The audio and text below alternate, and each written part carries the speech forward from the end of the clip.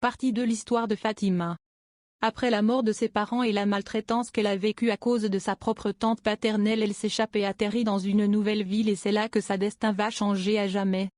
Et comme Fatima avait son bac avant la mort de ses parents, alors elle décide d'aller étudier dans une université pour réaliser son rêve de devenir médecin, et comme elle n'avait pas d'argent, donc elle était obligée d'aller chaque nuit dans un restaurant en étant une serveuse pour payer ses études. Et 10 ans plus tard, elle réalise son rêve et devient une médecin très connue et propriétaire de plusieurs hôpitaux. Et un jour elle décide de retourner dans son village natal afin d'aider les pauvres, et un mendiant s'approcha de Fatima et Fatima reconnaît vite le mendiant car il est le fils de sa tante paternelle qui maltraitait Fatima. Bouleversée, Fatima lui dit de monter dans sa voiture. En arrivant chez sa tante, elle découvre que sa tante qui l'a frappée, l'a maltraitée et qui l'avait brûlée avec un fer chaud dans son enfance est devenue handicapée en fauteuil roulant.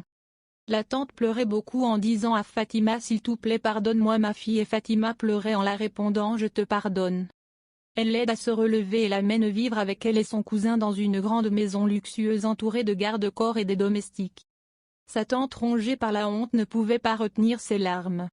Ce qu'on peut retenir dans cette histoire est que la vie peut changer à n'importe quel moment, car le charbon peut se transformer en un diamant à tout moment. Et traiter les enfants d'autrui comme les vôtres, car les enfants n'oublient jamais. Et si tu as aimé cette histoire, n'oublie pas de t'abonner pour d'autres vidéos, de liker, de partager et me dire ce que tu as retenu dans cette histoire.